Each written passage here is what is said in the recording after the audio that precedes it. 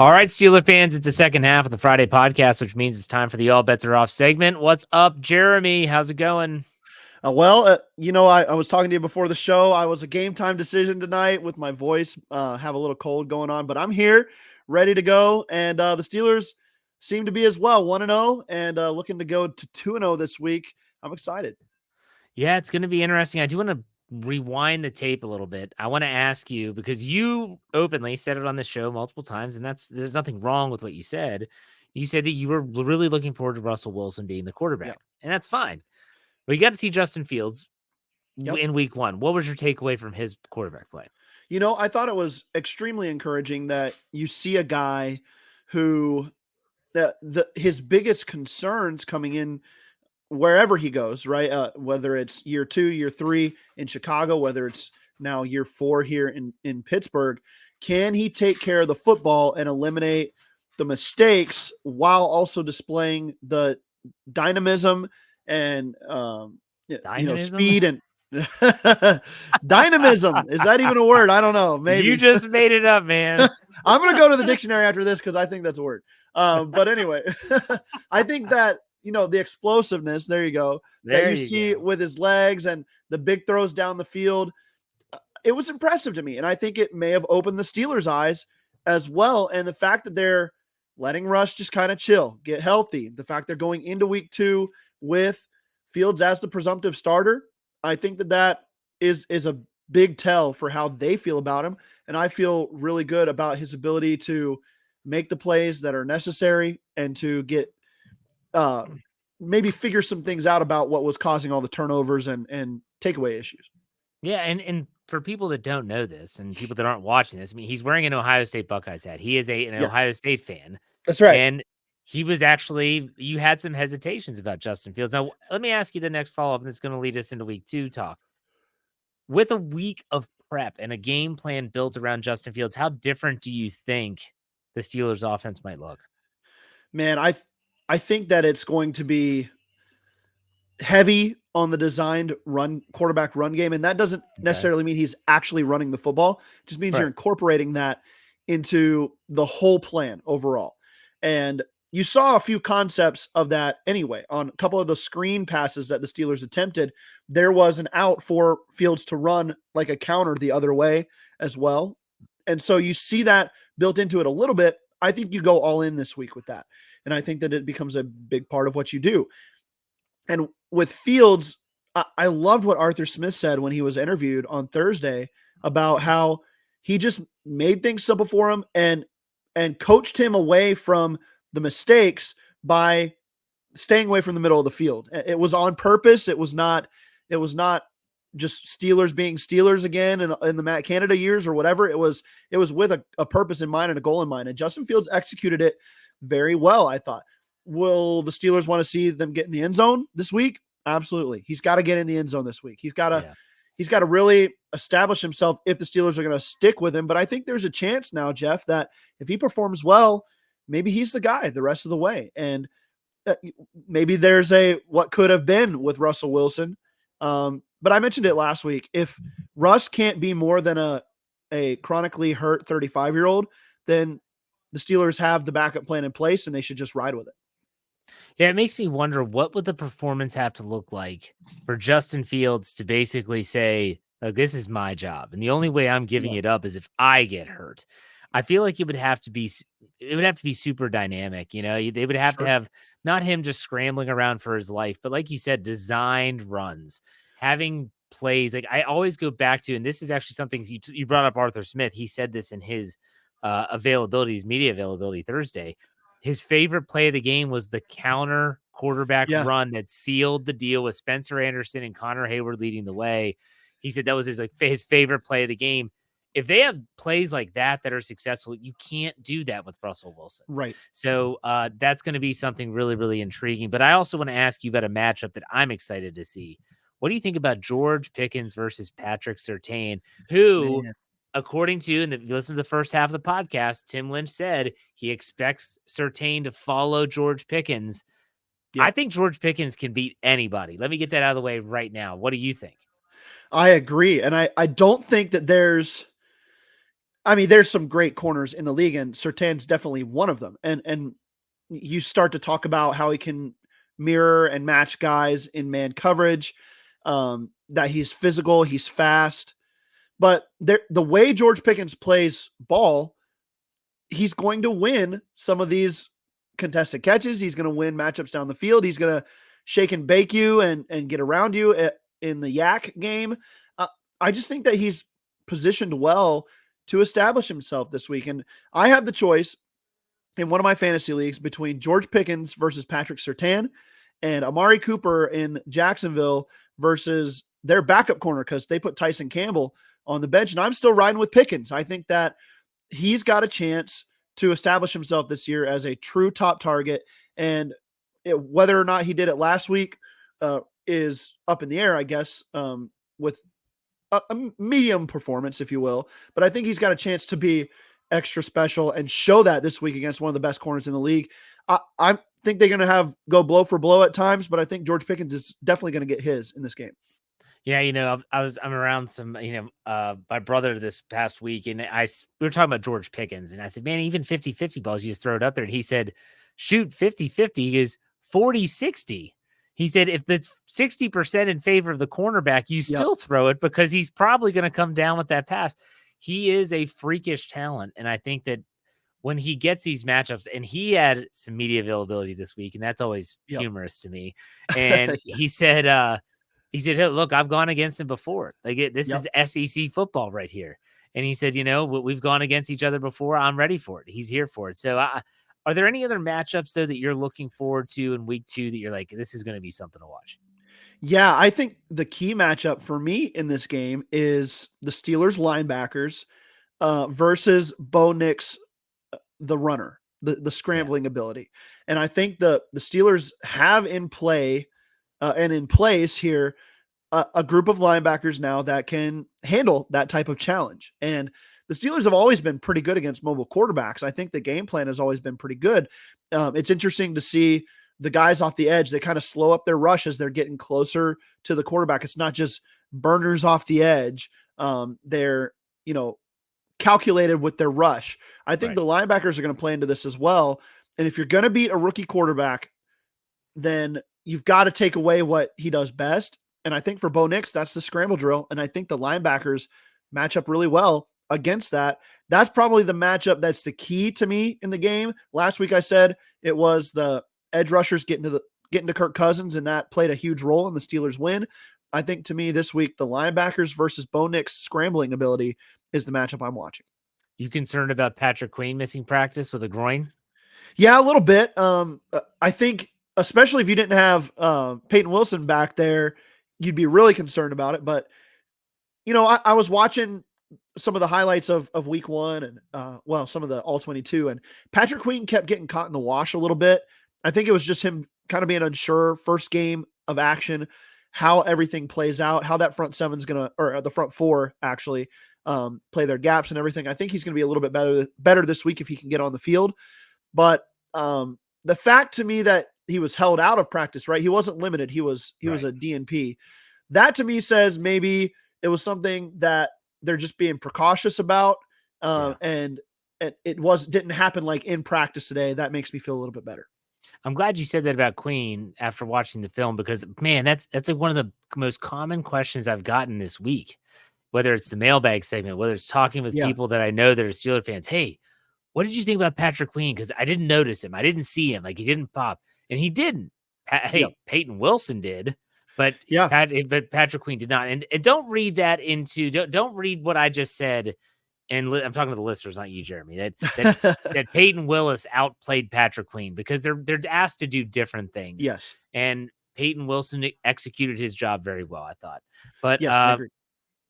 Let's move away from Patrick Queen, and I want to ask you about this offensive line, and this is going to be somehow related to the injury report, with Dan Moore returning to practice on Thursday. Yeah. The Steelers did what we kind of predicted they were going to do, and that was Dan Moore at left tackle and Troy Falatanu staying at right, and Broderick Jones seems like he's the odd man out. What are your thoughts on this? Man, it frustrates me, and we've talked about this, because I think if you just put Broderick Jones at left tackle and let him play and develop there, that's why you drafted him. go ahead and do it. And I know Dan Moore Jr. played a heck of a game last week. He was one of the best pass protecting linemen in football last week from the left tackle position. And it's a tough spot the Steelers are in. They usually lean to the veteran, right? When there's a close competition. And so I think that's what they're doing here with Dan Moore Jr. But I just hate the idea of Broderick Jones being on the sideline. I really do. And nothing against Troy Fautanu, who I think is well deserving of starting at right tackle. I just don't think the Steelers' plan has been great with how they've used Broderick Jones. I think they're doing him a disservice, and it frustrates me. It's a guy you went up and got in the draft. You made a trade to make sure you landed him, and now he's going to be your swing tackle. He's probably best suited for that, but Dan Moore Jr.'s put them in a box because he can't play the right side. He can't swing tackle. And I think if that's the case, you put the guy in that you drafted to be the left tackle of the future, and you work him there, and you let him play there. And it's a little frustrating to me. Now, can the Steelers be successful with that lineup? Troy Fautanu on the right, Dan Moore Jr. on the left, and Broderick Jones being the swing? I think so. But still, for the development of Broderick Jones, I really do not like this move personally. Let me just say that if the Steelers' plan is this, so we all agree that Broderick Jones is banged up, that he has that arm injury. We know about the brace. We talked about it in the preseason. If they're like, look, your switch to left tackle is now, and we didn't know about Troy Fautanu when we drafted him, whether he'd be ready, and then he got hurt.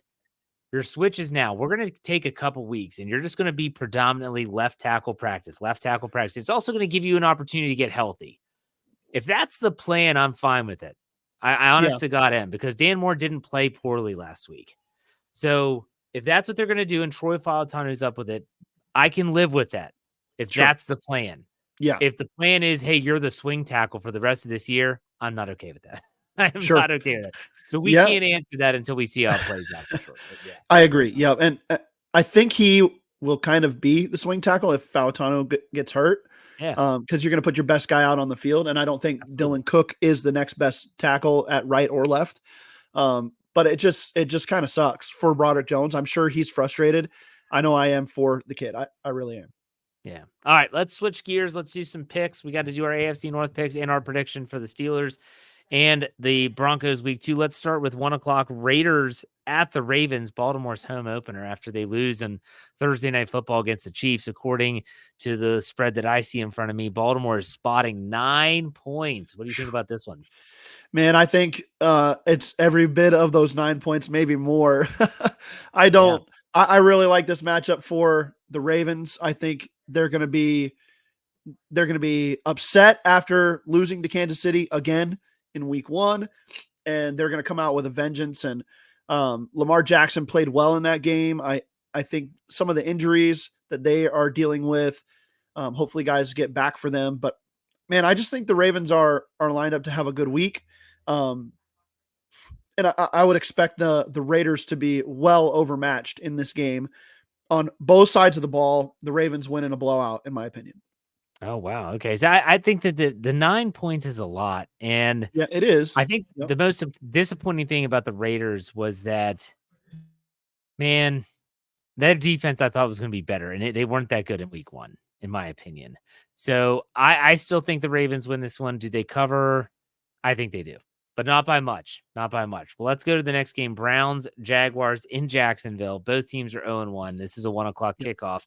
And Jacksonville spotting the standard home team 3 points. What's your thoughts here? This is a tight matchup to me. I think the Browns will come out motivated as well to prove that last week's drubbing at home to Dallas was a fluke more than the standard. But I don't know. I like this Jacksonville offense a lot better this year. We saw the explosive element down the field to Brian Thomas Jr. We saw Tank Bigsby and Travis Etienne kind of 1-2 punch that running game, and it looked pretty good. They kept the Dolphins in check for a good long portion of that week 1 matchup, which is hard to do to a Mike McDaniel squad with a whole offseason to get the jump on the rest of the league. And so it was encouraging to me for the Jaguars, even though they lost. Nothing was encouraging to me for the Browns in their loss. So I'm going to actually lean Jacksonville this week. I just think that the Jaguars maybe they're behind their quarterback a little bit more. Maybe they're behind their team building strategy a little bit more than the Browns are. And Jacksonville being at home this week, it's a good opportunity for them to come out and right the loss of last week and get a W here. So I like the Jags to win. That's a tight game, though. It could be that field goal in spread, could be less than that. I'm still going to probably take the over for the Jags, though, at -3. Yeah, Jacksonville did play a good game. I like, what you said about them against the Dolphins, because that's obviously they played in week 1.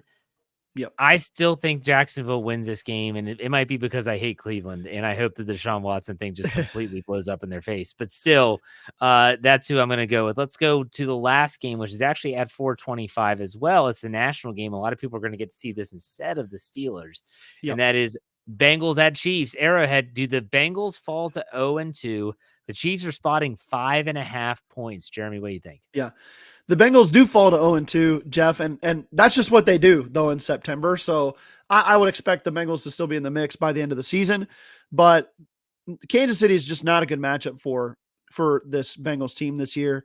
The Bengals defense struggles on power run games up the middle. That's what Isaiah Pacheco does. That's his game, one cut power up the middle.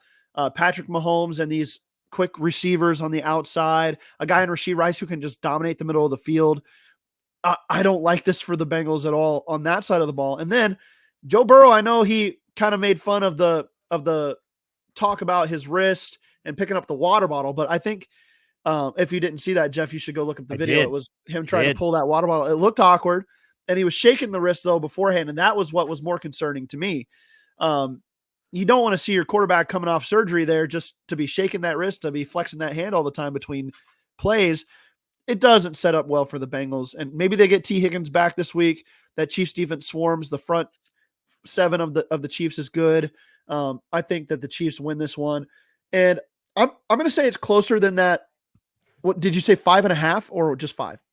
5.5. 5.5. I'll say it's closer than the 5.5 just because the Bengals probably get up a little bit more for this game. And they've played well in Arrowhead, but I still think the Chiefs win it. I agree. And I think that Joe Burrow, that I saw that video, that was disturbing. Yeah. You're like, what the heck's going on with his wrist? And if I'm a Bengals fan, that does not make me feel good. We'll put it that way. All right, let's finish this up with the most important prediction. Steelers versus Broncos. According to DraftKings Sportsbook, Steelers are spotting 2.5 points on the road. Over under set at 36.5. What's your prediction, Jeremy? Whew, this one, matchup wise, the Steelers should dominate, in my opinion. And I mentioned some of the historical numbers here. Mike Tomlin is 1-5 in Denver all time. But he is also 24-6 against rookie quarterbacks, which they're facing this week in Bo Nix. So that's a clashing historical number there. I think what it comes down to, though, is that this Steelers defense is just better than they have been the last few years. And Justin Fields brings enough dynamic element that is unexpected that they're going to be able to put up some points. I think it's closer than we'd want it to be. I'm going to say the Steelers win this game 20-12 and maybe pull away later with a late touchdown. But I do think the Steelers win, and I think they cover the spread. But I wouldn't be surprised if it's more of a dogfight than we're hoping it will be for the Steelers. That's how they play the game anyway. We should just get used to it. Maybe help from shaving years off of our lives, Jeff, by just not getting so worked up about the Steelers not blowing teams out, because it just doesn't happen. Yeah, and I like the Steelers as well. That's a shock.